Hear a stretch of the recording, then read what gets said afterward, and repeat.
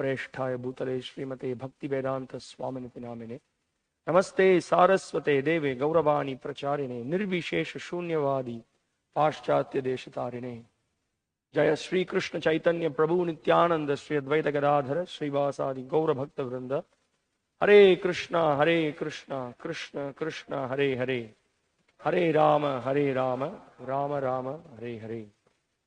Hare Krishna, welcome back. So we are continuing to study the Bhagavad Gita as it is. We are in the section of chapter 18, and we will just do a quick recap of what we discussed yesterday. So Arjuna raises the question, what is the difference between Tyaga and Sannyas? So Krishna, in response, he defines what is Tyaga and what is Sannyas. So Krishna gives the opinion of the learned people. What do they say regarding Tyaga and Sannyas? So he says Sannyas means the idea of giving up the material desires. He gives up the material desires for all, and so actions which will result in material desires or which is provoked by material desires, they will give up that action. That is sannyas. And then Tyaga is the idea of giving up the results of the activities. So that is being defined as Tyaga. And then Krishna further he explains, after defining what is Tyaga and Sannyas, Krishna goes on to explain about what are the different kinds of activities and which acts could be given up, which acts should not be given up. So he gives another opinion of the philosophers where they say that some of them they say that one should altogether give up all the activities. Why? Because there are some deficiencies in those dosha. Because of dosha, give up the activity itself. And then Krishna explains that no certain activities should never be given up. So he gives the reasons for that. Then so what he says, yesterday we learned one important thing. Certain activities should never be given up. What are those specific activities? 3 activities Krishna speaks about. What are those? It's a very important thing. You should know that. 3 important activities being discussed in the 16th chapter, 17th chapter. Yajna, Dana and Tapa. Why Yajna, Dana and Tapa should never be given up? What is the reason why it should never be given up? It's again an important point we should know. Yesterday we discussed that point. Now I become a big person, so I don't have to be engaged in Yajna, Dana or Tapa. Why we have to do it? Papanani, even the great souls are purified. That's the point. Okay, thank you. So that was the discussion. So it is said that so never give up. Yajna karma, Yajna jnana tapa karma, natyajyam karyameva. So we should never give that, Krishna says.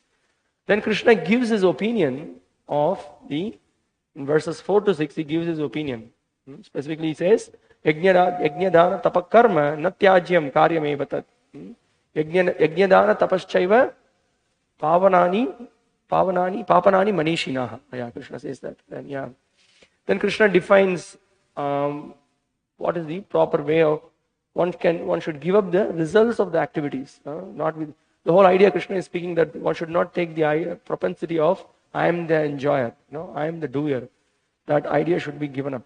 And Krishna says. Then Krishna defines about renunciation in the mode of passion, renunciation in the mode of goodness, and then renunciation in the mode of ignorance. He speaks about all these 3. So Krishna says what he says about giving up of first he speaks about the ignorance. What is the renunciation in the mode of ignorance? Anybody remembers? With what idea he gives up the activity itself? When he is in illusion, when somebody is in illusion, he is completely in illusion, so he just gives up the activity. Whereas the renunciation in the mode of passion, bodily discomfort is one thing. Because of bodily discomfort, he doesn't want to do. Then also one more reason Krishna says.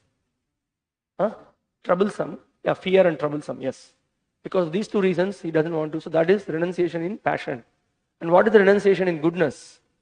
Renunciation in goodness, Krishna points out that he gives, what is the specific word he uses? Sangam tyaktva palam chaiva. So he says, he's not attached to the results of the activities, and he's not attached to the activities as well.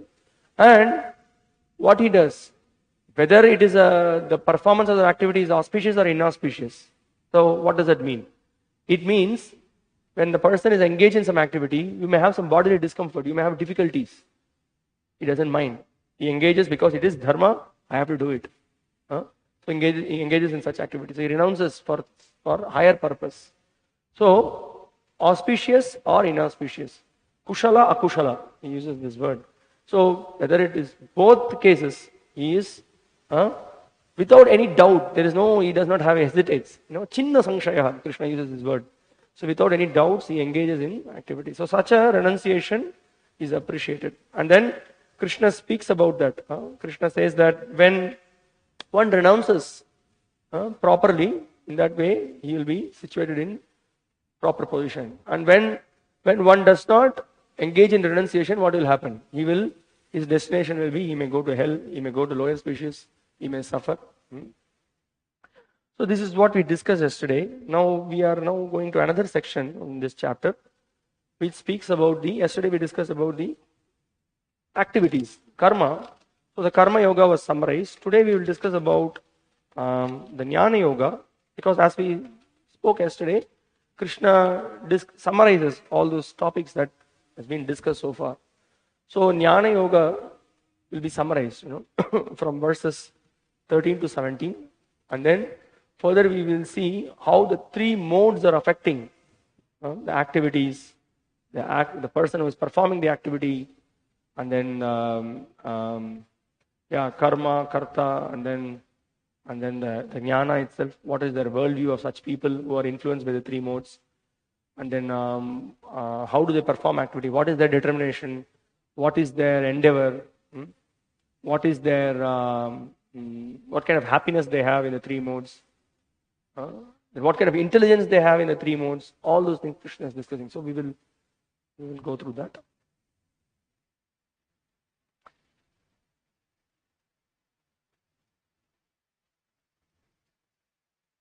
So here, Baladevi Dibhushan Prabhu is raising a question.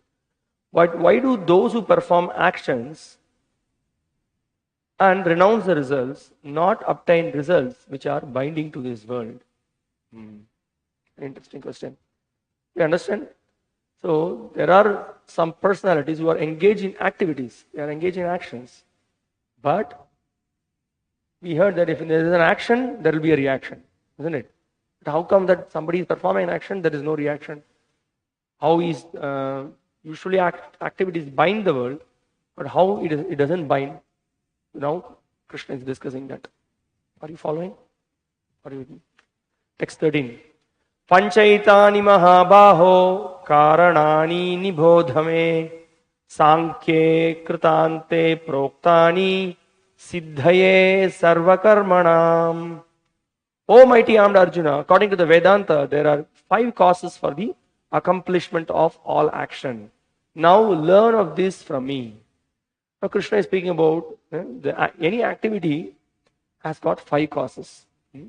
To substantiate that, Krishna is giving references from Vedanta Sutra. You can see in the purport. So what he says here.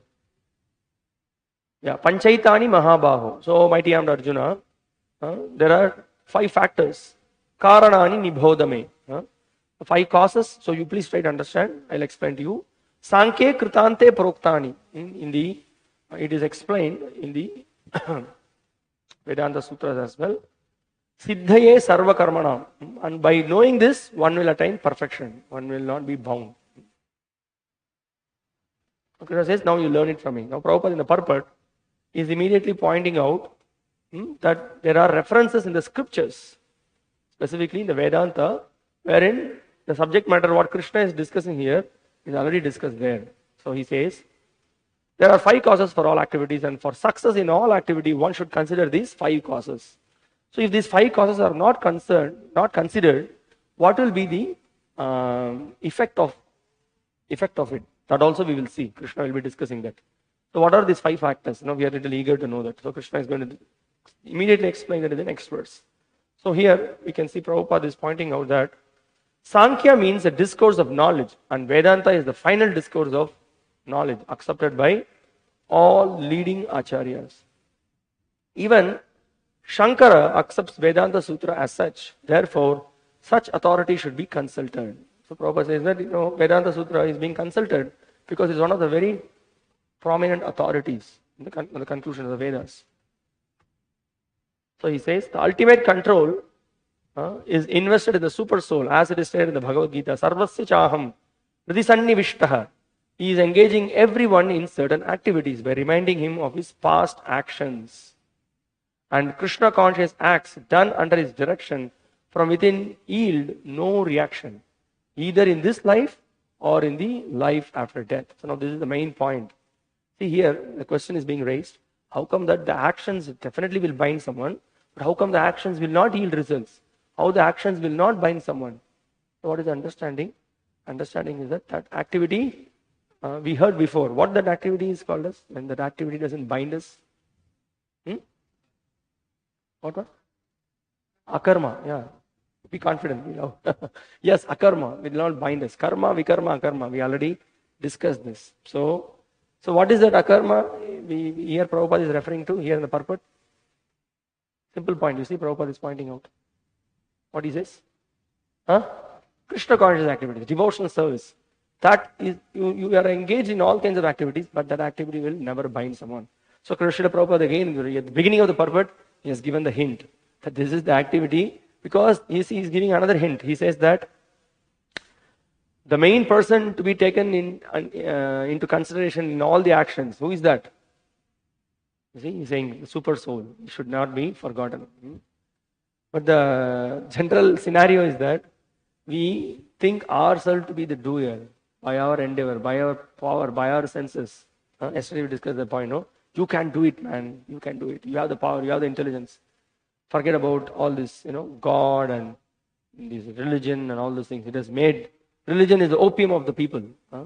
This is a saying by one of the 3 demons, popular demons. Who was that? I think it was Lenin or Stalin. One of them, they said this. Okay.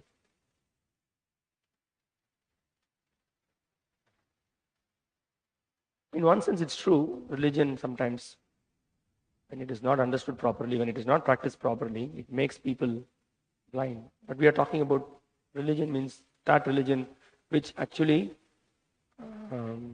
gives love of God, which is pure. That is the proper religion. Okay. Let's go to the next shloka. Text 14. Adhishtanam tatha karta karanam cha pratak vidham vividash cha pratak cheshta daivam chaivatra panchamam. The place of action, the body, the performer, the various senses, the many different kinds of endeavor, and ultimately the super soul, these are the 5 factors of action. So Krishna here speaks about the 5 factors of action. What are those? Adhishtanam. Adhishta is the place. What is that place? We will discuss. Karta. Karta means who is the doer. There are some people, this word immediately people can know. So usually you might even, if somebody who is not very much familiar with Sanskrit and all those things, they might have seen sometimes the Purohit or someone comes to the house, maybe there might have been a death. They'll ask, so who is the Karta? They will ask. Karta means who is going to do all the rituals. That means he is the person who is taking the main role. Karta means actually he is the doer. Karta. Then Karanam. Karanam refers to the instruments. Instruments here refers to what? For the Karta to do some activities, he needs instruments. Eyes, nose, ears, all the Karmendriyas and Jnanendriyas. Specifically Karmendriyas. So, Pratak Vidham. So, there are different Karanams, no? There are so many Karanams, eyes, ears, nose. So, Pratak Vidham. So, Vidham means there are so many different things. Then, Vividhascha. Again, Vividhascha, Pratak Cheshta. Then also different endeavors are there. So many different kinds of endeavors we make in performing an action. Then, Daivam Chaivatra Panchamam. Then the most important thing, Daivam should not be Panchamam. So these are the 5 things. What are the 5 things? Adhishtanam refers to the place or the body. Then Karta, the doer. Then Karanam, Vividhaischa, varieties of senses. Then varieties of endeavors. What is that? Krishna says endeavors. Vividhascha Pratak Cheshta. Endeavors. Then Daivam. So these are the 5 factors involved in an action, Krishna says. Let's see what Srila Prabhupada says in the purport. Now, we have many times heard that also the soul is not the doer. We heard that, that we have clarified also, before. So we spoke about the three factors. In which chapter we hear that the soul is not the doer? Do you remember? Huh? What? Which chapter? 13. 13 also. But very importantly, immediately the beginning of the Bhagavad Gita, third chapter, we don't forget that. Prakrite kriyamanani gunai karmani sarvasha ahankara vimudatma kartaham iti manyate. This is the thing. We think that I am the doer, but actually we are being pulled, everything is being done by the modes. The moment we identify ourselves with the body, we are being pulled by the modes, and then the modes takes the front. But the desire comes from the jiva. So here in the purport, Prabhupada is giving a reference. He says that, he is quoting from Srila Baladevi Devotion Prabhu. He is giving a reference that Eshahi drashta srashta. So what does it mean? That the soul is the knower and the doer. Shruti, the reference is given. Yes, the soul is acting. But then again, from another angle also we can see, but when it is carried away by the false ego, so what does all the activity? The three modes take over. That's also there. So here, Srila Prabhupada is pointing out that, that's why if you see in the commentary of Srila Vishnu Chakravarti Thakur, he alone is pointing out to the five factors. He's the karta, he refers to false ego. He doesn't refer to as the jiva. That's another outlook. Okay. Now let's see the rest of the purport. What Prabhupada says. For each and every action, there is a different endeavor. No? Correct, no? So we have so many different activities we are performing. So the endeavor may be a little different, based on the activity that we are performing. And some activity will be with the body, some activity will be with the mind, some activity will require the words, but sometimes it will require body, mind, and words. All three may be engaged. Now see what Krishna is speaking here. But all one's activities depend on the will of the super soul, who is seated within the heart as a friend. The Supreme Lord is a super cause. Under these circumstances, he who is acting in Krishna consciousness under the direction of the super soul, situated within the heart, is naturally not bound by any activity. So the answer is there in this verse. The question that Baladev Vidyabhushan raised, the answer we just now read. What is that? He said, how there is no effect of the results, no effect of the action. How the action does not produce the result is the reason. The Supreme Lord is a super cause. Under these circumstances, he who is acting in Krishna consciousness under the direction of the super soul, situated within the heart, is naturally not bound by any activity. Those in complete Krishna consciousness are not ultimately responsible for their actions. Everything is dependent on the supreme will, the super soul, the supreme personality of Godhead. So they are out of the bodily platform. Those who are Krishna conscious, the great personalities, their actions do not bind them. So that means what? They don't have a body. They do have a body, but they are acting on a spiritual body. The spiritual body and senses becomes activated. Okay.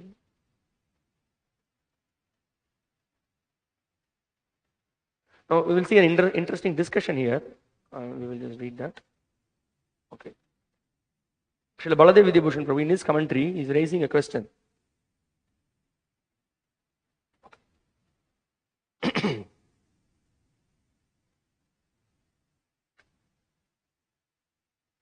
Daivam refers to the Param Brahma, worthy of worship by all. He is the fifth element in the accomplishment of action, among the causes of action. This means that the Lord, Hari, the Antaryami, is the chief cause. Those who are convinced that the body, senses, pranas, and jiva are only assistant causes, and that the Lord is the initiator of action, those people who thus reject the desire for results for themselves and the concept of being the doer are consequently not bound by actions. This is the meaning. Oh, nice point, no? So when you understand that when somebody is in condition, he only thinks of himself. I, me, mine. He cannot think more than that. So sometimes, they say that I see I. I only see I don't see anything else.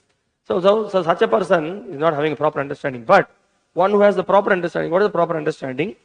Everything is happening under the guidance of the Antaryami or the super soul, and all the other factors which are discussed, the endeavors, the senses, the body, and then what I'm missing? The Karta, the doer. Everybody is being under the control of this Daiva. So, and having clearly understood this, the person is not attached to the results. The person is not attached to the work also. He is doing it for the sake of Dharma. And for such a person, he will not be bound by the actions. So he is giving the first explanation. Then he is raising another question. But if the Jiva's actions depend on the Lord, his action becomes mere engagement by the Lord in fulfillment of the Lord's goal. Jiva is simply like a piece of wood. The rules and prohibitions of scripture meant for the Jiva would then be useless. It would not be possible to initiate action by one's own intelligence, since it is seen that the Jiva is simply made to act by the Lord. So now he's raising a question. What is this? Then everything is under the control of the Paramatma. Everything is completely under the control of Paramatma. Then you are what you are. You don't act, you are simply like a puppet. But then you lose, you are under the control of puppet. Then what is this point? Like that, Baladev Vidyabhushan is raising a question. Let's see how he's resolving it. He's giving a nice answer. He's saying that the Jiva is the substratum of body, senses and pranas which are given by the Lord, whose powers bestowed by the Lord alone. Being the possessor of these bestowed powers, the Jiva rules over the body and senses by his own desires alone for accomplishing his action. So he's making the point here that yes, Jiva, all the other factors are all controlled by the Lord, but still the Lord is giving a minute independence. This we have discussed before also, right? This is what is being pointed out. It's not that the Jiva is totally gone. He is having a very minute independence. So he can use the minute independence to engage in Krishna's service or engage in Maya's service. It's up to him. I remember we used to go to in ISKCON Chennai in the early days. It was in a place called Barkit Road. For those who know the Chennai place in T Nagar, just before going to the temple, there is a theatre called Krishnaveni Theatre.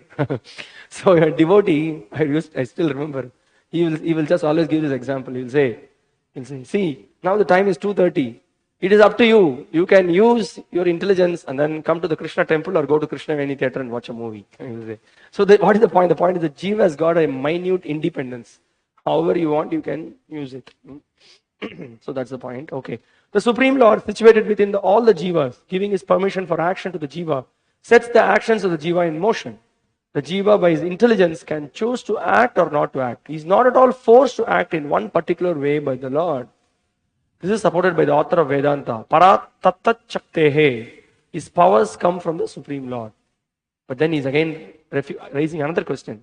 But then, at least the liberated Jiva should not be the agent, because he no longer has a body, senses and prana. So he says that when the liberated Jiva, when he is liberated, that means he is out of the body, he should not have any body, any senses, nothing. Then he concludes that no, that is not so, because the liberated souls have spiritual senses and body by which to accomplish their desires. So they do also. It's not that one is not without any body. There is a body for when one becomes liberated also. But what kind of a body he has got? He has got spiritual senses and spiritual body. Anyway, the whole point of discussion, the main point is that ultimately there is the intervention of the super soul. So all the other four factors are subsidiary factors. The main factor is the super soul. Under his guidance, everything is happening. Who has this understanding? Who understands this? Who understands this? Who understands this? Out of the five factors, the main factor is the Paramatma, and all other four factors are the other subsidiary factors, or the secondary factors. Who has this understanding? I'm asking. Devotee. It's not so difficult to answer. Thank you. Hare Krishna.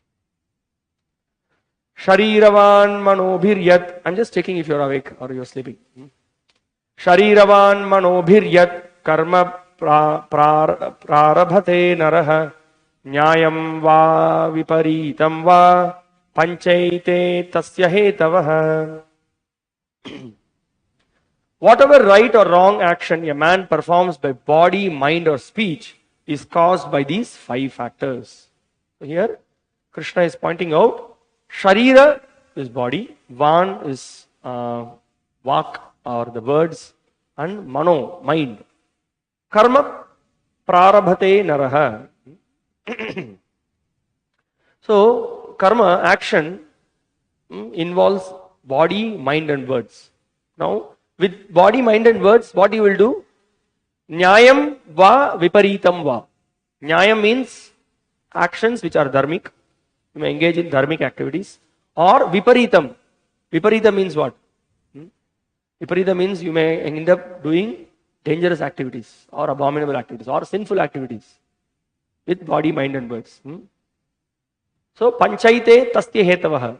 So, these 5 factors are involved in doing dharmic activities and adharmic activities. That is what Krishna is pointing out here. Clear, right? Straight. So, we can also see, no, that's why also when there was in the Bhagavatam also there is a verse which explains what it says. Kayena vacha manasendriyaiva buddhyatmanava prakrite svabhavat karomi yattat sakalam parasmain Sriman Narayana eti samarpayami. So the point is that we might have done some act knowingly or unknowingly with body, mind and words. We might have done some mistake. So what do? We beg for forgiveness. We ask for, my dear Lord, please purify my existence. I remember also when some people do Sandhya Vandana, they also just chant this mantra. So that, morning when they do Sandhya Vandana, whatever the previous day night to morning, whatever mistakes I have done, please purify me. Then from morning to noon, when they do the noon Gayatri, they will chant this mantra. So whatever that I have done knowingly, unknowingly, please forgive me, my dear Lord. Then from noon to evening, whatever knowingly or unknowingly I have done, please forgive. So anyway, what is the main point here as Krishna says? Body, mind and words, we may engage in Nyaya or Viparita. So better to do activities in Nyaya. Viparita is always dangerous. Okay, let's go to text 16. Tatraivam sati kartaram atmanam kevalam tuyah pashyatyakrita buddhitvan nasa pashyati durmatihi. Therefore, one who thinks himself the only doer, not considering the 5 factors, is certainly not very intelligent and cannot see things as they are. Very good point. So Krishna says, Tatraivam sati kartaram. Kartaram, the worker. Which worker is describing? Atmanam kevalam tuyah. Kevalam, he only sees whom? As I said, I see. I only see myself. I don't see anybody else. I am in the center of this world. Ishvaroham mahang bohi. I am the enjoyer. By my power, I can control everything. So, what is the consequence? Pashyatyakrita buddhitvan. So, akrita buddhitvan. So, this person, akrita buddhitvat means this person has got no intelligence. His intelligence is lost. Akrita buddhitvan pashyati. He can see, he cannot see. What he cannot see? These 5 factors of which Krishna is the super soul is the predominant factor by which all others are controlled. He cannot see that. So, Akrita Buddhitvan is called as Akrita. He does not have his intelligence. His intelligence is not arisen. His intelligence is dormant. Nasa Pashyati Durmatihi. Krishna is calling him what? Durmatihi. He is calling him fool. That's what Krishna is calling him as. Because he is not able to see properly.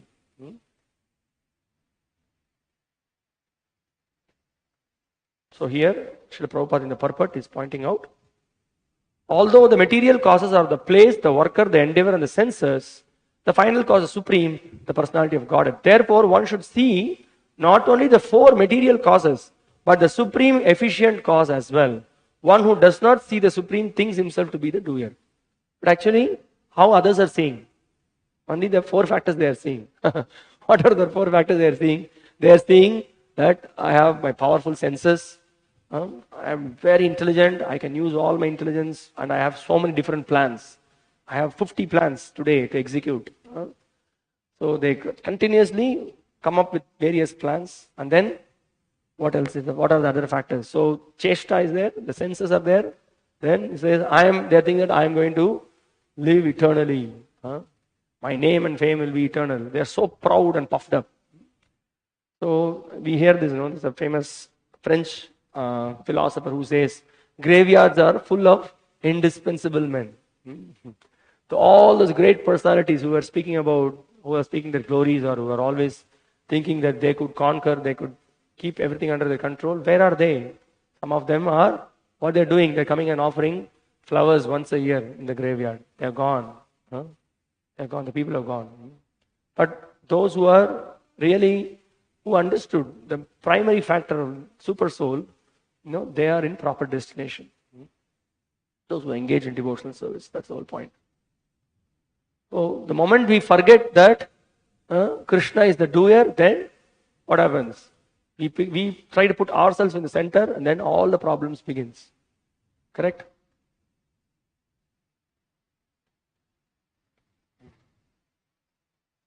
So that's good, that we have the very name of our society is really good. International Society for Krishna Consciousness. Not International Society for money consciousness or I consciousness, me consciousness, Krishna consciousness, which we should never forget. Krishna is the factor. Should never forget Krishna. Always remember Krishna, never forget Krishna. Okay, let's continue. Now, having said Akritat Buddhiman, now Krishna is going to speak. Who is that person who is intelligent? Who then is the wise man who has eyes to see? Yasya nahankrito bhavo buddhir yasya na lipyate hatvapi sa imal lokan nahanti na nibhadhyate. One who is not motivated by false ego, whose intelligence is not entangled, though he kills men in this world, does not kill, nor is he bound by his actions. So Krishna says, Yasya na ahankritaha. So one who is not acting in false ego. Buddhir yasya na lipyate. So, and his intelligence is not entangled. Such a person who is not motivated by false ego, he is not carried away by his intelligence. Such a person, if he engages in hatvapi sa imal lokan, he may kill people in this world, but still he does not kill. We already heard this, in the second chapter, Krishna speaks. Na hanyate hanyamane sharire, Krishna says. Nor is he bound by his actions. Na hanti na nibadhyate. So how, why he is not bound? Why he is not, even though he kills, he doesn't kill?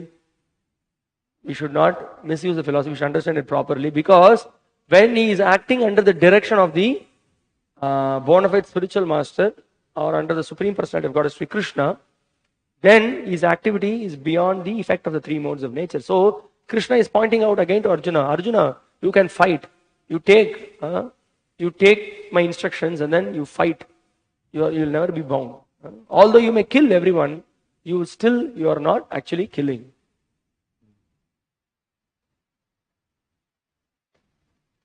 Okay, here Prabhupada points out in the purport. In this verse, the Lord informs Arjuna that the desire not to fight arises from false ego. Arjuna thought himself to be the doer of action, but he did not consider the supreme sanction within and without. If one does not know that a super sanction is there, why should he act? See, the idea of Arjuna not to fight, what is the root cause of that?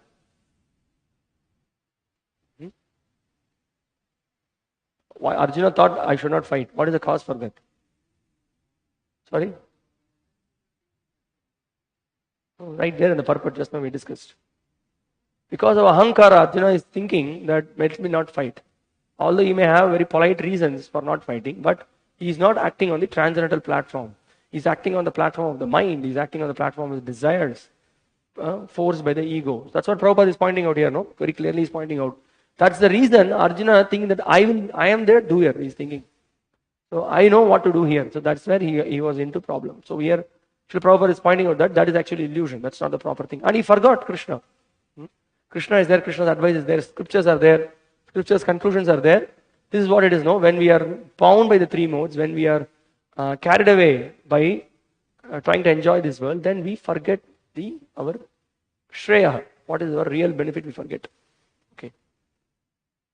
But one who knows the instruments of work, himself as a worker, and the Supreme Lord as the Supreme Sanctioner, is perfect in doing everything. Such a person is never in illusion.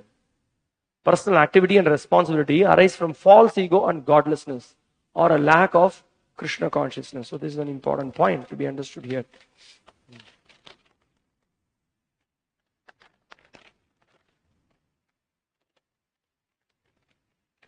So now you see here an important factor is being discussed here. Krishna is pointing about personal activity and responsibility arise from false ego and godlessness or a lack of Krishna consciousness. So when we just ignore Krishna and we don't engage in devotional service, then we are responsible for all our actions. Then we are also whatever activity we do, we will get the reactions as well, and we are the ownership of that. So by understanding these 5 factors, we can have a very perfect worldview. Now, if you ask the question, who killed Drona and who killed Bhishma? What is the answer for that? Who killed Drona and Bhishma? Tough question. Krishna. Okay, that's one answer. So what about Arjuna did not kill? Sorry? But it's a good point. See, Shadbhuj Prabhu said that Krishna as Kala Rupa killed. That's a valid point. So did Arjuna did not kill, I'm asking then. Good, this is again another good reason. He's saying karmic, because of the karma, they suffered. They have to face the reaction. It's a good point. So karma, one factor we got karma, one factor we got Daivam we got. Then Arjuna also is the cause. Ultimately Arjuna was the instrument. He uses his senses. Then, the place as influence. So anyway, so the main point that I wanted to tell here is that, yes, the Krishna factor as Kala Rupa, he already decided, he killed. That's an important factor. Then when we understand the Krishna factor, all other factors come into play. Yes, because of the previous karma. Krishna says, no, if you read the Mahabharata, in fact, this is there in the Gita also. One of the verses he says, one of the acharyas are giving commentaries, I think. The moment, Bhishma and Drona allowed Draupadi, when Draupadi was disrobed, they were killed, Krishna says, because they allowed this adharmic activity. You see, now we can, with this conception, with these 5 factors, we can see everything in proper perspective. Yes, but when we are conditioned, we only see I, me, mine. I am the cause. We totally ignore the Lord and His the facilities. If you just think about it a little bit more, in fact, to perform any activity or anything, so the intelligence, where do we get the intelligence from? Whose body is this? My body. Fool, it's not your body. This body is given by, you can say it's given by the nature, or your mother and father gave you this body. And then if you trace back, then how do your mother and body got their bodies? So if you trace it back, it has to go to Krishna. You can say 5 elements. From where the 5 elements came, ultimately it goes to Bhagavan, the Lord. So the body is not ours. The body is given to us. The intelligence, the senses, it is again given by the Lord. So everything is given by the Lord. So only from our side, we have the desire. The desire should be dovetailed properly. Either you dovetail in Krishna's service or you dovetail in Maya service. Yes.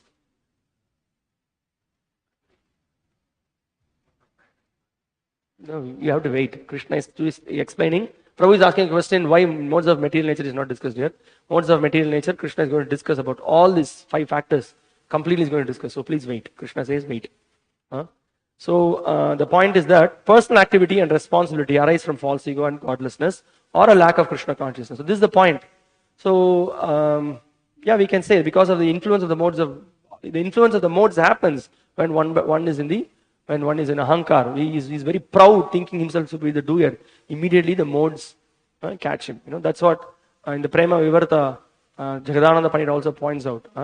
What he says, the moment the jiva wants to turn his face away from Krishna, what happens? Immediately caught by Maya. That's it. 3 modes come into play. Okay. Now Prabhupada gives the same example that we have discussed before. When a soldier kills under the command of a superior officer, he is not subject to be judged. But if a soldier kills on his own personal account, then he is certainly judged by a court of law. We heard this before also. Okay. Now Prabhu, your question is answered. 3 modes. So now the entire discussion is going to be on by the effect of the 3 modes, how this there are the different constituents of the work how they are being affected. We will discuss that. Jnanam jneyam parijñāta trividha karma chodana karanam karma karteti trividha karma sangraha. Knowledge, the object of knowledge, and the knower are the three factors that motivate action. The senses, the work, and the doer are the three constituents of action. So now Krishna in this verse is speaking about there are three factors which motivate an action. What are those three factors? Jnanam, Neyam, and Parignyata. So what are those? Jnanam means knowledge. One should have knowledge. First of all, he sets the goal. So let's think about something. Now I'm thinking that I need to buy, I'm going by the car, just crossing the 4 roads. I'm crossing the Gupta Sweets. Okay. Already saw special Rasagulla they have made, and the big advertisement is there.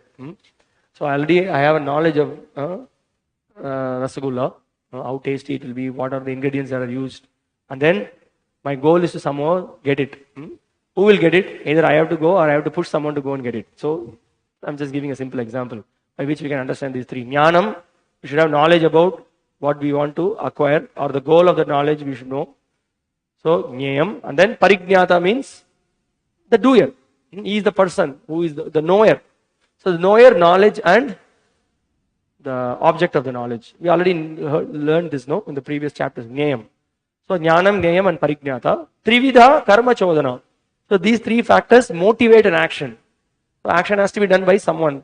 And to do some activity, you should have some interest to do that. That means he should have some, it may be any activity. So he must have knowledge about that. And then he should acquire that particular object, what he is looking for. So that is the goal of the knowledge. So Krishna is speaking that these three factors involved in action. Then he says, what are the other three factors? He is speaking constitutes of that of the action. Karanam, karma, and karteti. The senses, without senses we cannot perform any activity. And then the senses, the work, and the doer are the three constituents of action. And then the work itself, what kind of a work he is performing. And then the doer. All these things, three things constitute. One is the impetus for performing the action and the constituents of the action. That is being discussed. Yeah.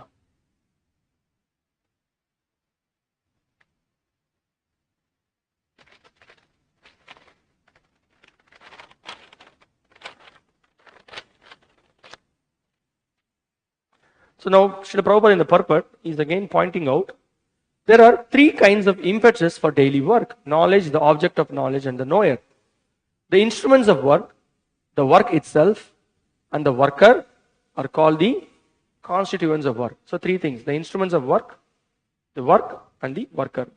So here Krishna is speaking about two things. One is the three kinds of impetus. Impetus means the inspiration to do that work, and then three constituents of that work. So the work constitutes of the work itself, the instruments of work, what are the instruments used in that work, then the work itself and the worker. Now, here is another interesting point Prabhupada is discussing. Now, the inspiration to do a work, from where do we get inspiration? We could get inspiration from the scriptures or we may not be inspired to follow the scriptures. So what happens? Shastra vidhim utstrujya vartate kamakaratah nasa siddhim avapnoti na sukam na paramgatim. If you follow the verdict of the scriptures, then you will attain the proper destination. But if you do not, if you act according to your whims and fancies or according to the kamakaratah, then you will be in trouble. You will be in trouble. That also we heard, Nyayam Viparitam. Nyaya are those activities when you do it by following the scriptures. And Viparitam are those activities, or when you don't follow the scriptures, it ends up in trouble, it ends up in danger. Okay.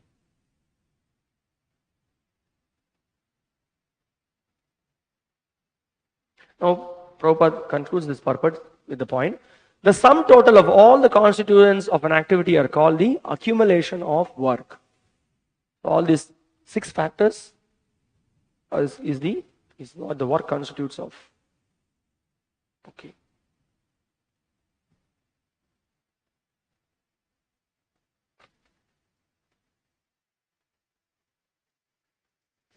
Okay, let's go to text number 19. Jnanam karma cha karta cha tridhaiva guna vedatah prochyate gunasankyane yatavat shrunutanyapi. According to the three different modes of material nature, there are three kinds of knowledge, action, and performer of action. Now hear of them from me. So now your question is being raised. So what about three modes? Yes, based on the three modes, a person may engage in a sattvic or rajasic or tamasic activity.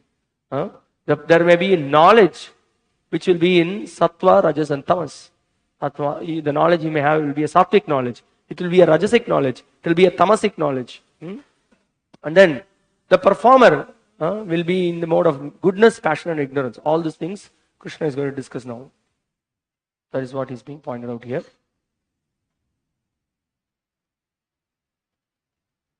So Prabhupada just makes one important point here. He says that already in different chapters these are discussed in details. Now he is summarizing here in this chapter. In this verse the Lord says that he wishes to speak about the different types of knowledge, workers, and work itself according to the three material modes. Are you following? Okay.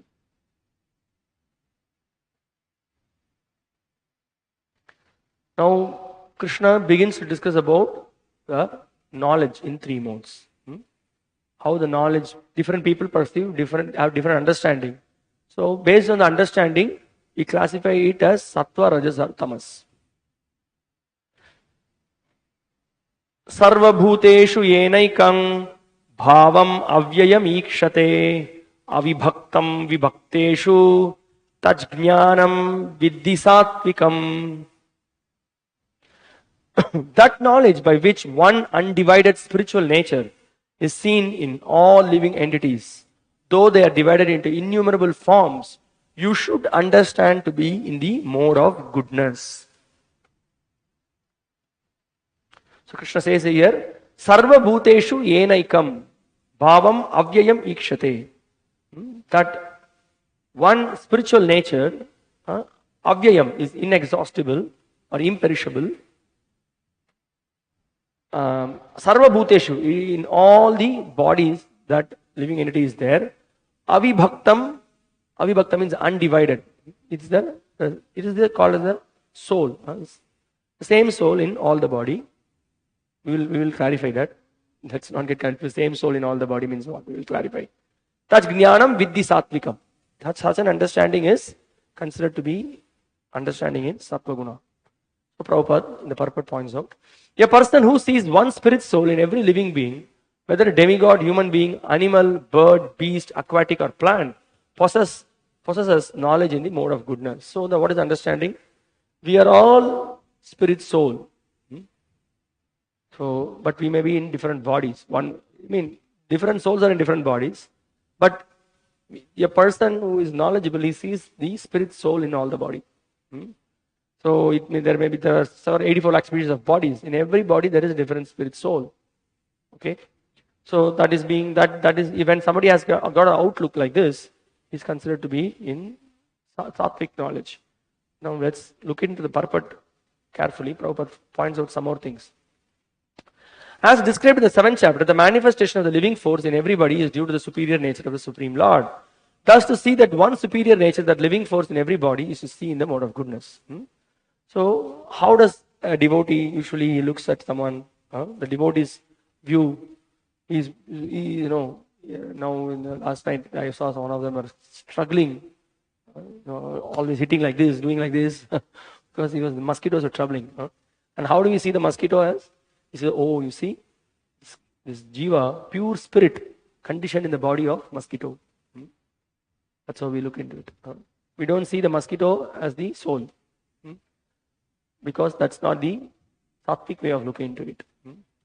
When somebody is in rajas, he thinks that the body to be the soul. But a proper way of looking into it is understanding the soul is different from the body, but everywhere he is able to see the soul.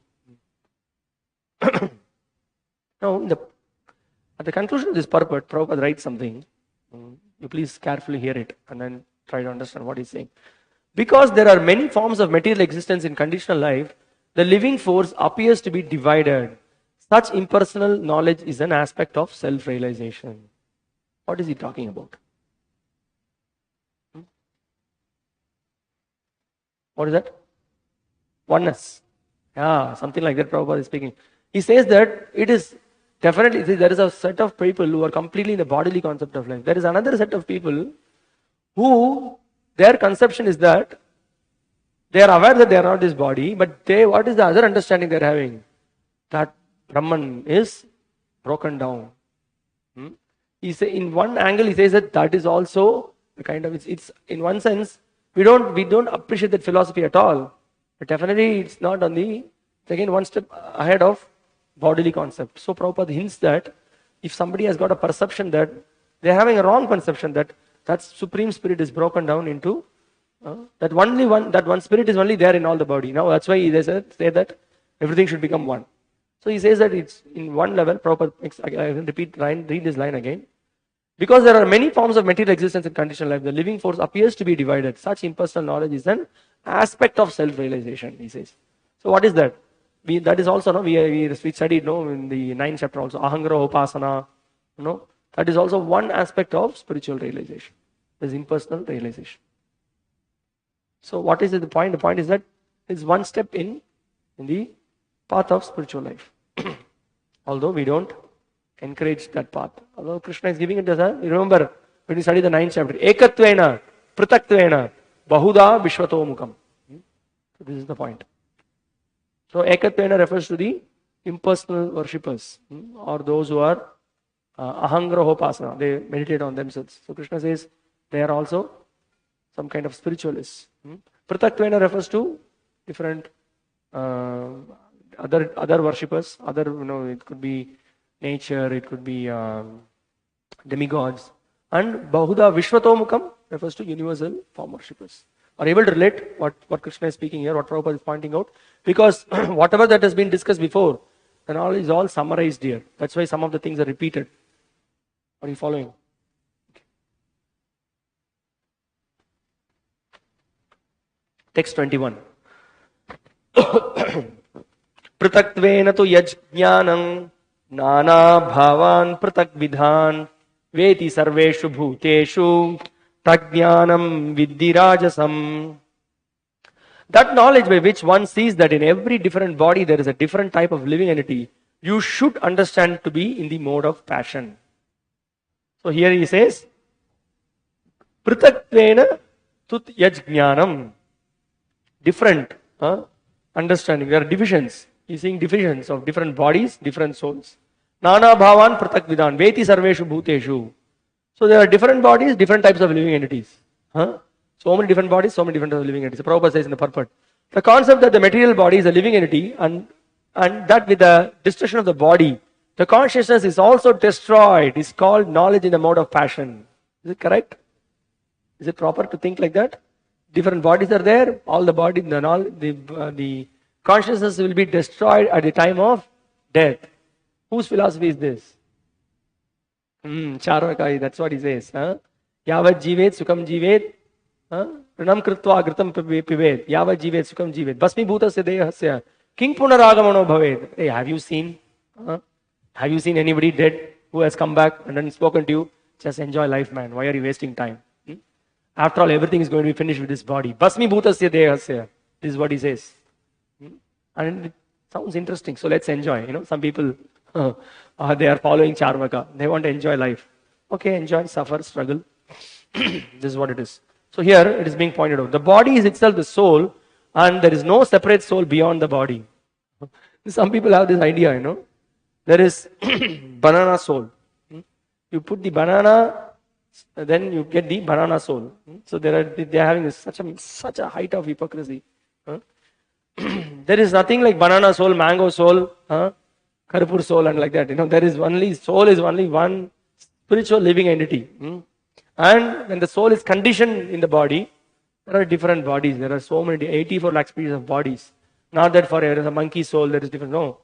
That's not the philosophy. It's completely. So he says the knowledge in passion. Then you blabber all these philosophies. So now, see, I have just marked it with 3 different colors. Now let's see if you are able to identify what Prabhupada is discussing. It's not, for having studied so much, you should be easily able to identify. The body is itself the soul, and there is no separate soul beyond the body. According to such knowledge, consciousness is temporary. Who speaks like this? Think about it. Who speaks like this? The body is itself the soul, and there is no separate soul beyond the body. According to such knowledge, consciousness is temporary. Who has this understanding? Soul and body non-different. Everything is same. Good, thank you, Prabhuji. Saved me. Scientists also have this understanding. Yeah, the scientists, they say everything is, there's no difference between body, soul, everything. Okay, now again he says. Also there are other philosophers in the Vedic times who are also speaking like this. There is no difference between body and soul. We will come to that. At least in the modern days we can relate easily. Or else there are no individual souls, but there is an all-pervading soul which is full of knowledge. And this body is a manifestation of temporary ignorance. Who speaks like this? Yeah? Thank you. Yes, Mayavadis, impersonalists, this is their philosophy. And then, beyond this body, there is no special individual or supreme soul. All such conceptions are considered products of the mode of passion. There is, you see, there is again another set of people, they don't even accept the presence of the soul. Once the body is destroyed, everything is finished. Again, one particular philosophers who speak this. Okay, I'll give you one hint. There is one set of philosophers, they accept reincarnation. Do they accept reincarnation? But yeah, they don't accept that there is soul. Then what reincarnates? Who are those philosophers who are speaking like this? Buddhists. Yeah, thanks, correct. Okay, now we will see Baladev Vidyabhushan commentary. He very nicely summarizes. Okay. He says, there are so many philosophers with so many different kinds of understandings. He says, this verse speaks of knowledge in the mode of passion. That knowledge which accepts that a different jiva, Prithaktvena, assumes successive forms of deva, man and other creatures, where the jiva is destroyed with the destruction of each body. That knowledge by which one accepts various types of opinions, Nana Vidhan Bhavan, such as Lokayata, Jain, Buddhist, Mayavada, logic, is knowledge in the mode of passion. Some of the doctrines are, the body is the soul, Lokayata. The soul is different from the body, but the same size as the body. See this philosophy? This is Jain's. Soul is so small, they say that it should be the size of the body. Okay. How is it? Don't ask me. I don't know. Go and ask the Jains. The Atma is just momentary knowledge. See the Buddhists, they don't accept Atma at all. The Atma is God, consisting of eternal knowledge alone. We are God. You realize, you are not realized that. The Atma, different from the body, is a conscious, all-pervasive entity giving shelter to 9 particular qualities. Again, the Nyaya philosophers have, the other Shruti and everything, there are 8 qualities of the Jiva, which also we discussed before. But then they say there are 14 qualities of the Jiva. Anyway, this is completely out of discussion. But what's the main point we have to understand? The misunderstanding of the proper knowledge by so many different kinds of philosophers coming out of their own mental concoctions. So, but our understanding is the conclusion of the Vedas or the conclusion of the scriptures according to the Bhagavatam and Bhagavad Gita, which is the verdict of the Supreme Lord Sri Krishna. Now, another philosophy also can be included in the Darwin's theory also. According to Darwin's theory, there is no different bodies. Just it's evolution, everything that is from a small, tiny organism, the human species. There is an evolution. No, but it's very clear understanding. The soul is evolving into different bodies. So that is the understanding. Okay, let's go to text 22. Yattu Krishna vadekasmin karye saktam ahaitukam atva atatvartavad alpamcha tattamasamudahritam. And that knowledge by which one is attached to one kind of work as the all in all without knowledge of the truth and which is very meager is said to be in the mode of darkness. This is very, immediately we can relate to this, that everything simply is on the bodily platform. This is the knowledge in the tamoguna, in tamas. The knowledge of the common man is always in the mode of darkness or ignorance because every living entity is conditioned in conditional life is born into the mode of ignorance. One who does not develop knowledge through the authorities of scriptural injunctions has knowledge that is limited to the body. So what is left? No higher understanding at all. Everything is body, body, body. This is the knowledge in tamasic knowledge. That means you are as good as what? Animals. Animals, they do not know. Simply they just are in the bodily platform. That's what the humans are also doing. So Prabhupada is concluding the purport. Simply if you are engaged in ahara nidra by maitunam, whom you can call yourself as? You can just be called as good as an animal, that's all. So some people are upset, but Hitopadesh points out, this is what sir you are doing, so we are calling you as an animal, that's all. Okay. This is the point being made. Let's go to the next verse. So so far we have discussed about knowledge in Sattva, Rajas and Tamas. Now he is going to discuss about action in Sattva, Rajas and Tamas.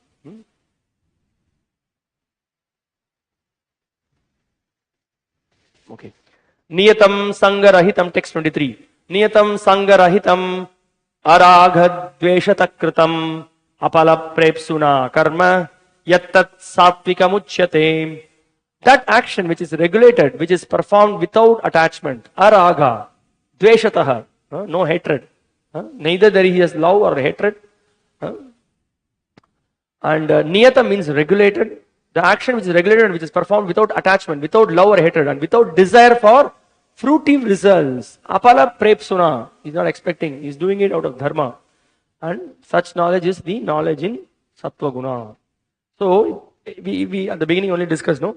He is engaged in activities. He is engaged in this nitya karma. He is engaged in all the activities. Simply out of duty he does it. Simply for the sake of dharma he does it. He is not attached. He does it because there is a bodily strain. He says, oh, I don't want to do this. He doesn't say that. No complaints. Simply he goes on performing all the activities. Because it is ordained in the scriptures, and by doing this activity, it is good for me, it is good for the society, so he does it. So, the main point from the devotee, why he does, it is simply pleasing for Krishna. So, I will do it. I will wake up for Mangalarti. I will hear Bhagavatam. I will engage in all the activities of Krishna consciousness. Simply this will please Hari Guru Vaishnavas. That's it. So, this activity, of course, this activity is in the mode of Shuddha Sattva, but the platform from which it is being executed is in the mode of goodness. Okay, let's go to the next verse, text 24. Yattu kamepsuna karma sahankarena va punaha kriyate bahulayasam tadrajasam udahritam. Very clear here. When Krishna says, action performed with great effort by one seeking to gratify his desires. Kamepsuna karma, simply to satisfy my desires. Kriyate bahulayasam. And to perform that activity, he has to make such a hard endeavor. He takes so much hardships.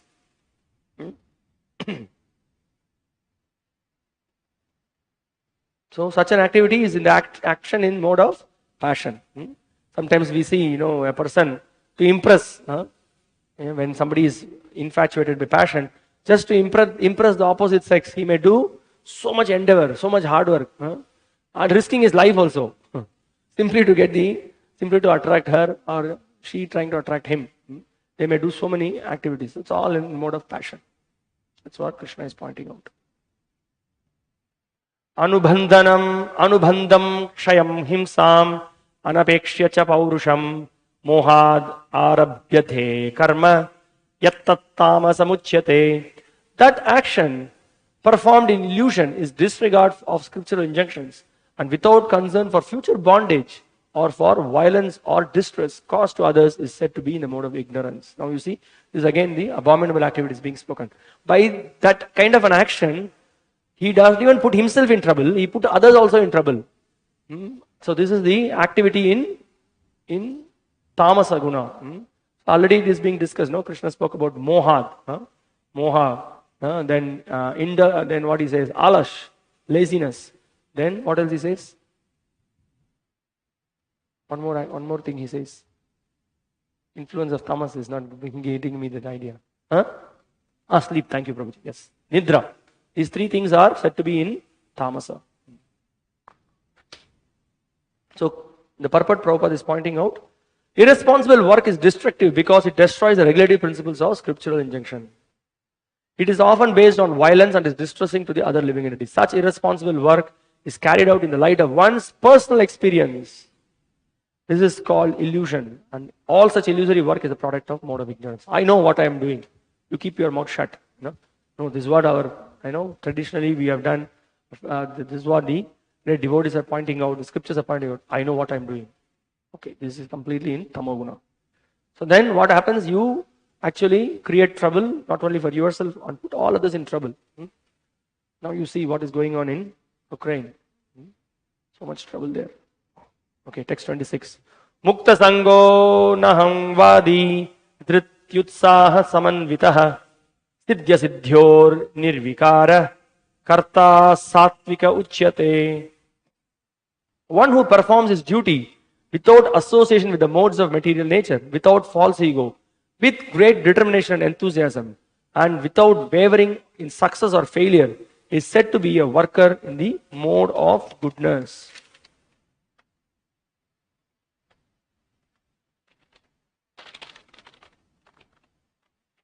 Yes, now we discussed about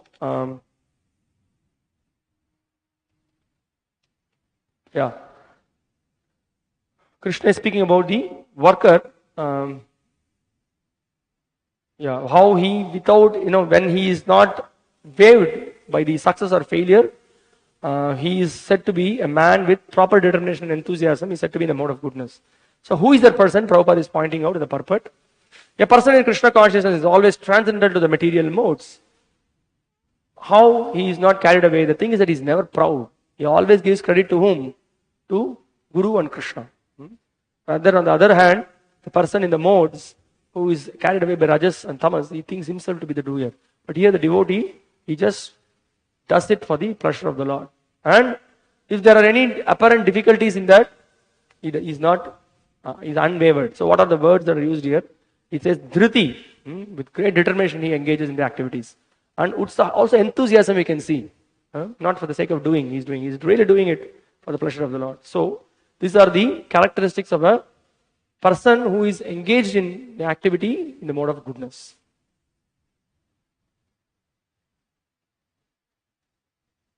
So several examples we can see from scriptures, Prahlad Maharaj, you can take the example of Dhruva Maharaj. They all performed activities with great determination. In spite of so many obstacles, difficulty, distress, they engage in the activity. Okay. Text 27. Ragi karma phala prepsur lubdho himsatmako shuchihi harsha shokan vitakarta rajasa parikirtitaha. The worker who is attached to work and the fruits of work, desiring to enjoy those fruits, and who is greedy, always envious, impure, and moved by joy and sorrow, is said to be in the mode of passion. Immediate contrast, Always he is just, shoka, moha, bhaya. He is always carried by that. He is not, he is very much particular what he wants to do, what he wants to acquire. So, as a result of that, he becomes greedy. And because the moment he becomes greedy, this lobha is very much associated with kama, lobha, and then krodha. Then as a result, you will also see immediately that is what kama, krodha, lobha, moha, mada, matsarya. Matsarya is inseparable. You will definitely become envious of others. So in that place, neither you will be comfortable, you will be peaceful, you will not allow others to be all peaceful also. This is the situation. And then we can see such people, when their work is accomplished, they will be jumping up and down, great mood. Everybody should dance with them. And when there is some failure, they will kill others also. They will just torture others. I remember one of my relative who was speaking that, that she has to be on the phone call for some 1.5 or 1 hour 45 minutes. One of their relatives, when they are in some distressful condition, then he will call and then they will just torture with the phone call for so long. Because for some other obligation, he has to oblige to that. And then when he is in distress, it is like this. When he is in jubilant mood, at the time also again he will call. He will call and then he will just share all his experience and his fellow will all tolerate and hear everything. So this is their nature. Their nature is like this. They put others in such distress. His happiness which he is sharing, actually so much he is glorifying himself. He puts others into distress. He is very happy if his work is successful and very much distressed when his work is not successful. Okay, let's go to the next verse. Text 28. Ayukta prakrita stabdha shato naishkritiko lasaha Vishadi Dirgha Sutri cha Karta Tamasa Uchyate. The worker who is always engaged in work against the injunctions of the scripture. Yeah. Who is materialistic, obstinate, cheating, and expert in insulting others, and who is lazy, always morose, and procrastinating is said to be the worker in the mode of ignorance. So, what are the words Krishna is using? Ayuktaha. Ayuktaha means not connected with the Supreme Lord. That means when you will not be connected with the Supreme Lord, when you are not following the scriptures. And then Prakritaha. Say Prakrita Bhakta. Many times Prakrita means what? Materialistic. Stabdaha. Very, very stubborn fellow. We can relate to it, no? Very easily. Okay. Shataha. Deceitful. Try to cheat others. Life begins with cheating only. He cannot do anything normally. And then Alashaha. Alasaha means completely lazy. Vishadi. Vishadi means what? Always complaining, morose. No enthusiasm at all. Sometimes I was just discussing, we were just sometime back discussing whether to take this person in the skit or not. I said, never take this fellow. He will neither act in the skit and nor allow you to do something enthusiastic with others also. Just leave him, let him be in peace, because this fellow is already morose, he will also make you morose. Never take him. And this one is such a thing that we can see in the Dirgha Sutri. Dirgha Sutri means anything you tell, yes. Can you just bring this now? Can I bring it after half an hour? This is what he'll say. Definitely I will do it after 2 days. So that's actually the advanced devotees are very expert. And then, sometimes we have meeting, we have a meeting, Gokul who is there and we are discussing and said, so Prabhuji, when do you want it? I want it now, right now. Get it done for me now. He knows, otherwise things will be postponed. Then I'll do it afterwards, Prabhu, 2 days, after 3 days. Of course, some things you cannot do everything at a time. But this tendency, when something can be done right away, postpone it. It is completely in the Tamoguna. Dirgha Sutri. So we will give them title, such and such a Prabhu DS. What would be BS, MS, they call DS, Dirgha Sutri. You don't give anything to him. The things will be accomplished after millions of years. So this is Tamoguna. So it's not for us to laugh and then have fun. We should see how we can come out of this Dirgha Sutri. And all these symptoms we can see. Why Krishna is speaking about all these things? Don't be like this, he's saying. So come out of this. So be situated in Sattva Guna.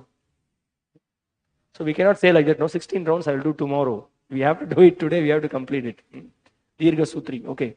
So Prabhupada points out all those things. See, same thing Prabhupada is pointing out. He says, they procrastinate.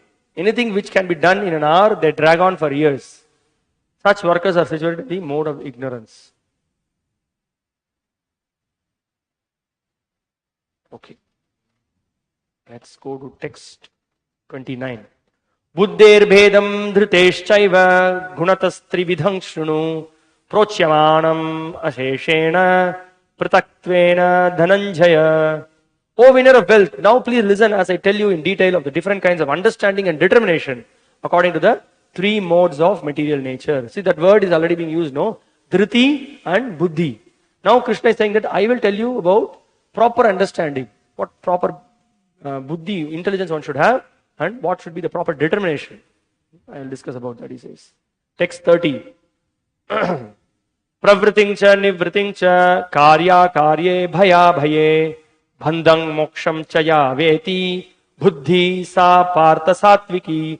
O son of Pritha, that understanding by which one knows what ought to be done and what ought not to be done, what is and what is not to be feared, what is binding and what is liberating, is in the mode of goodness.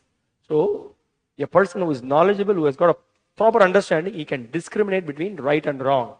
He is discriminate between both. If you engage in this activity, you will be in deep soup. You will be in great trouble. You will have great fear. What is fearsome? What is not fearsome? What is binding? What is not binding? By the study of the scriptures, he has understood this. Such a person is considered to be in the mode of goodness. Then immediately you see the person in the mode of passion, how he will be.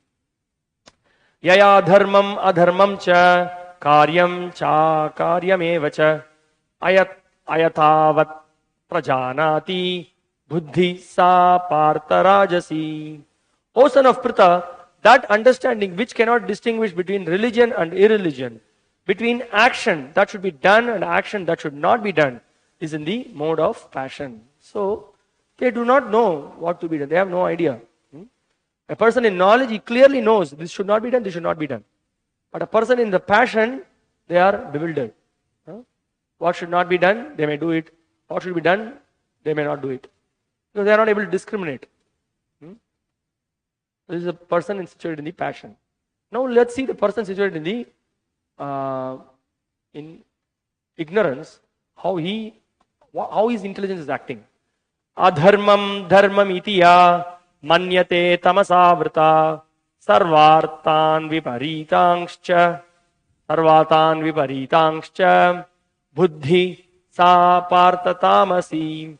That understanding which considers irreligion to be religion and religion to be irreligion under the spell of illusion and darkness and strives always in the wrong direction, O Partha, is in the mode of ignorance. Now, tell me, what is the difference between this shloka and the previous shloka? See, there also, if you see, Yaya dharmam adharmam cha. Here what Krishna says? Adharmam dharmam itiya. So, where is the difference? So, there, when one is rajasic, he does not know what is dharma and what is adharma. Because of illusion, he is carried away. But when he is in ignorance, he has a very clear, his intelligence is working in this way. How it is working? What is not to be done, I will do that. He is very clear to do that. Hiranyakashipu, Ravana and all these asuras, first thing when they got to the big power, what they wanted to do? They want to really give trouble to the brahmanas. So wherever yagyas were happening, what they were sending? They were sending blood, pus, urine, they'll pass, all these things where they were creating disturbance. So purposefully they do this. They know it is bad and they do it. Their intelligence is working in ignorance. So that is what is being pointed out here. Are you able to follow the difference there? So it's because I also thought about it. What is the difference? Because adharmam, see, also Sri Narottama Das Thakur in this song is what he says, asatyere satya kauri mani. They take that to be asatya to be satya, and that to be satya to be asatya. Irreligion, they take it as religion, and religion, they take it as irreligion. This is what they do. So this is intelligence working in ignorance. And Prabhupada gives a nice example here in this purport. He says, men in ignorance understand a great soul to be a common man and accept a common man as a great soul. This we can very well see, in this world. That's what is happening. They can never identify who is a great sadhu. But a fellow who is cheating, who is making a big show, they will put garland to him and then they glorify, and then there will be a lot of interviews about him in the newspaper, and so many YouTube videos will be published. There will be 5 million hits on some nonsense that is being spoken. But the speech of a true sadhu, people cannot understand because their intelligence is working in ignorance. Okay. Anything else we missed? Okay. Now let's go to text 33. Now what we discussed is about buddhi in 3 modes. Now Krishna is speaking about dhriti in 3 modes. Determination in 3 modes. Dhrityayaya dharayate mana pranendriya kriyaha yogena vyabhicharinya dhriti sa partha satviki. O son of Pritha, that determination which is unbreakable, which is sustained with steadfastness by yoga practice, and which thus controls the activities of the mind, life and senses, is determination in the mode of goodness. So Krishna here he points out that when one is having determination in the mode of goodness, he is so focused. He doesn't just give it up for any small reason. Little headache, little body pain. No, he just goes on with so much steadfastness, so much control of the senses, with mind focused, he engages in his activities. So he says life and senses, he engages mind, life and senses. Mana, prana, indriya. 3 things Krishna says. See here, mana, prana, indriya, kriyaha. He engages that in activities because his determination is perfect. And here one other interesting word Krishna uses, Not a new word for us, but that is being repeated here. Yogena avyabhicharinya. So he is connected with the Lord. How he is connected? With avyabhicharinya. Prabhupada points out immediately in the purport. Okay. He says, that sort of determination is the mode of goodness. The word avyabhicharinya is very significant, for it indicates that persons who are engaged in Krishna consciousness are never deviated by any other activity. You cannot, they are so focused. They know the purpose of the human form of life. They know what is pleasing to Krishna. So nothing else will take them in wrong direction. Such persons are fixed in goodness. Determination fixed in goodness. Yayatu dharma kamartan dhritya dharayate arjuna prasangena palakangshi dhriti sa partharajasi. But that determination by which one holds fast to fruitive results in religion, economic development and sense gratification is of the nature of passion, O Arjuna. Any person who is always desirous of fruitive results in religious or economic activities, whose only desire is sense gratification, and whose mind, life and senses are thus engaged in the mode, is in the mode of passion. The mode of passion, one may change their so-called faith also. When there is a real need for economic development, and if someone calls, come to my religion, they may change. They may change their... That's what is happening in India. One particular minority faith is gaining a lot of people. Those who are economically poor, what they say? We'll get you a job. We will see that you are secure. We'll get you a land. Now, you change your name. You change your faith. And some people, okay, what did I achieve by being a so-called Hindu? Let me know. The identification of Hindu itself is completely wrong. But then they change their faith to something else. But it's completely, your determination is not at all. First of all, you don't have determination at all because you don't have any proper understanding. And your so-called determination also is totally gone because you are expecting fruitive results. What is the phalam I get? Now, Krishna is speaking about determination in ignorance. Yaya swapnam bhayam shokam vishadam madamevacha na vimunchati durmedha dhriti sa parthatamasi. And that determination which cannot go beyond dreaming, fearfulness, lamentation, moroseness and illusion, such unintelligent determination, O son of Pritha, is in the mode of darkness. So when a person is in the mode of ignorance, what he is doing? Yaya swapnam, always dreaming. There are two kinds of dream, which Prabhupada also discusses. Daydream and night dream. Daydream is now we are thinking that this is reality, but it is also a dream. This is our reality, our real life is with Krishna. Our real life is in service of the Lord. If you think there is something else that we are thinking that to be reality, that is also dream actually. So anyway, the point here is that one who is in ignorance, he is always morose, he is always lamenting. So there is one definition which is given, you will also see. Who is a Shudra? A Shudra is one who always simply laments. Always laments, never has higher purpose in life. So similarly, it's all coming out of ignorance. So, O son of Pritha, it is the mode of darkness. It should not be concluded that a person, okay, one interesting point. So we should not, so in Kali Yuga, that's why it said the Kalau Shudra Shambhava. Most of the people are lamenting. Always they are lamenting, they don't have any goal in life. Very rare to see those people with higher goals.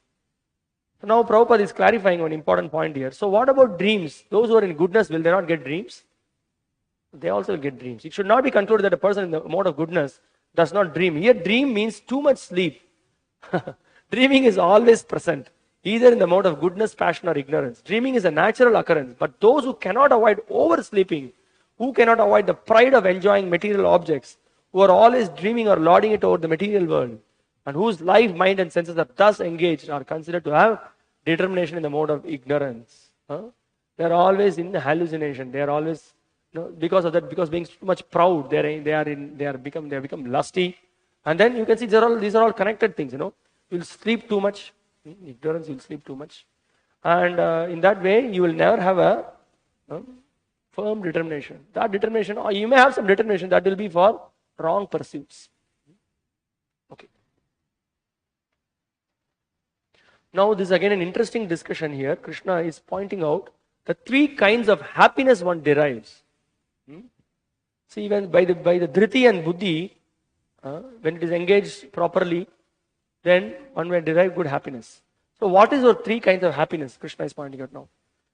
Sukam tvidhanim trividham shrunu me bharatarshava abhyasadramate yatra dukkantam cha nigacchati. O best of Bharatas.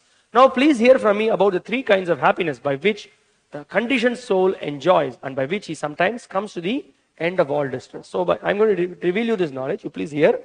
So by that one will be able to really be happy, and also one will be able to identify what is the real happiness. Let's go to the shloka number 37.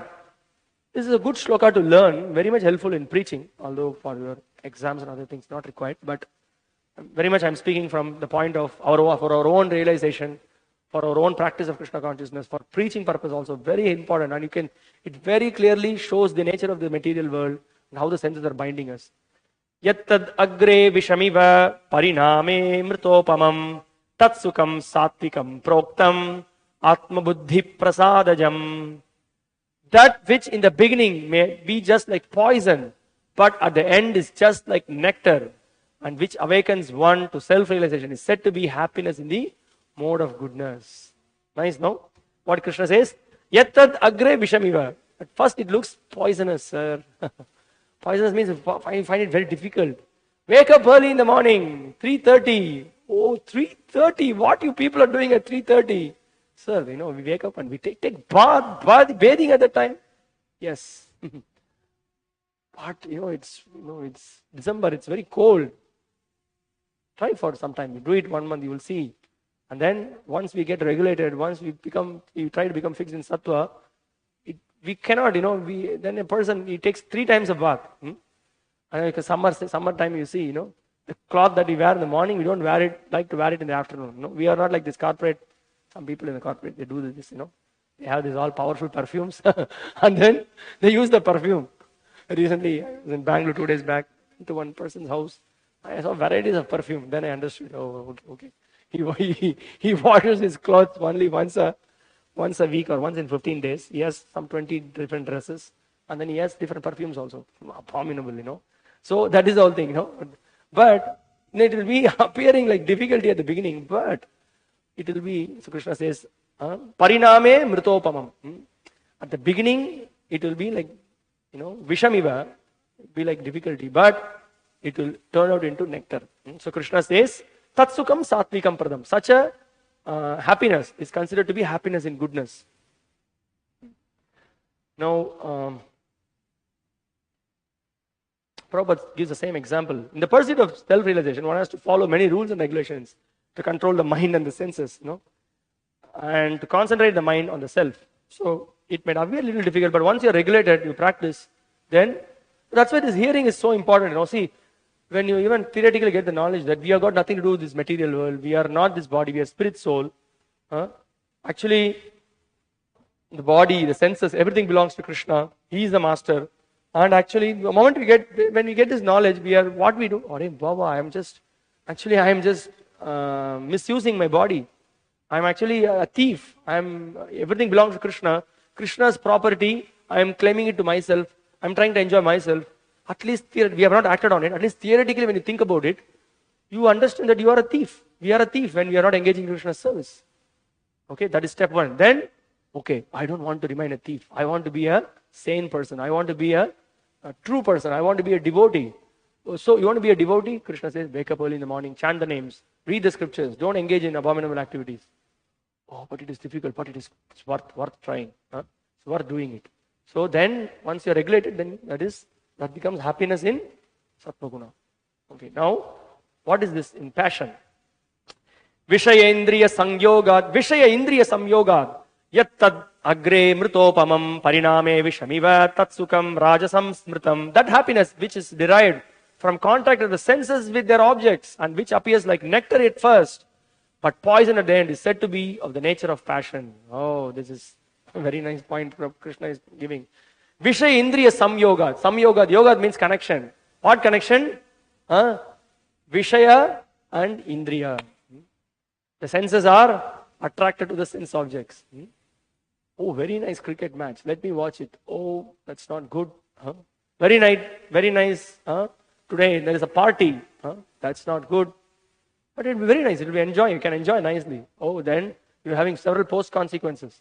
Even materially speaking, those people who drink, those people who smoke, those who go for party and other things. You know what? Actually, if the next day morning they cannot even wake up early. Forget about waking up early. Normally also they cannot wake up because they're already they're in a drunken state and they have severe headache, whole body pain. So many difficulties they have. It's all beginning. It's all difficulty. So much difficulty is there.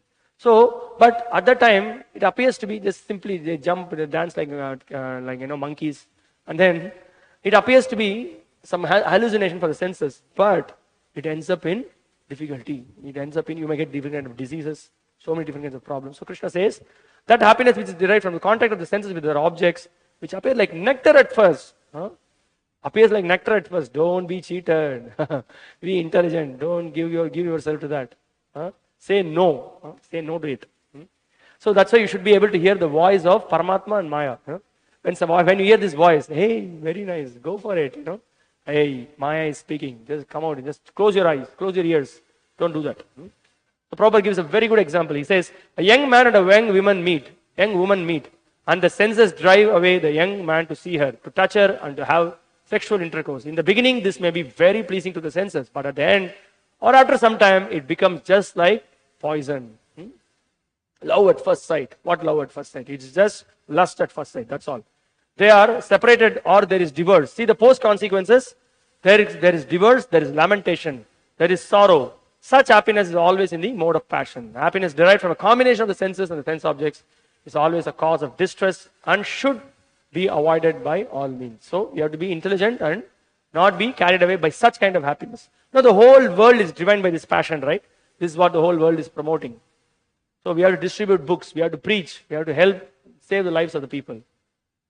Yat agre chanu bande cha sukam mohanamatmanah nidralasya pramodotang tattama samudahritam. And that happiness which is blind to self-realization, which is delusion from beginning to end, and which arises from sleep, laziness and illusion, is said to be of the nature of ignorance. So this particular mode of ignorance, beginning to end, it is only suffering and struggle. Those who are lazy, they are in depression, they are like zombies. Always they are in ignorance. There is no happiness at all in that. So sometimes people say ignorance is bliss. This is completely, it is tamasic ignorance. So that's why sometimes there are only two people who are in bliss. Right? One is the Paramahamsas, other one is totally fools. But here Krishna is categorizing that as from beginning to end it is only suffering. So here in this way happiness is also being clarified. So far we have seen happiness in 3 gunas, determination in 3 gunas, intelligence in 3 gunas, worker in 3 gunas, knowledge in 3 gunas, then the activity in 3 gunas. All those things we have seen. Now all these things are influenced by the 3 modes of material nature. Now Krishna says, text 40, Natad asti prativyam tva divi deveshu va punah sattvam prakriti jair muktam yad ebhi syat tribhir gunaihi. There is no being existing either here or among the demigods or in the higher planetary systems which is freed from these 3 modes born of material nature. So already Krishna spoke, Abrahma bhuna loka punaravartino Arjuna. There is no one in this material world who is, can somebody say that I am the Prime Minister of India, I am free from the 3 modes? Sorry sir, you are also. A small ant. Yasto indra gopa matavendram ahosva karma bandhana rupa palabhajanam attanoti. Karmani nirdahati kintuja bhakti bhajam. So everyone should engage in devotional service to save their life. Otherwise, we will be carried away by the 3 modes and we will be stuck. So we will stop here and tomorrow we will continue with the work, how the work can lead to perfection and other topics. So if you have time, please you can read the next 15 verses. So up to the Brahma Bhuta Prasannatma. We will see how it goes. We will try to discuss. Okay, thank you very much. Srila Prabhupada ki jai, Bhagavad Gita as it is ki jai. If you have any questions for those devotees online, please post it on the WhatsApp group. Maybe today I will try to send the titles for the essays so that you can prepare yourself mentally and you can submit it in the next week. We have 2 essays for the Bhagavad Gita. Thank you very much. Srila Prabhupada ki jai. Hare Krishna.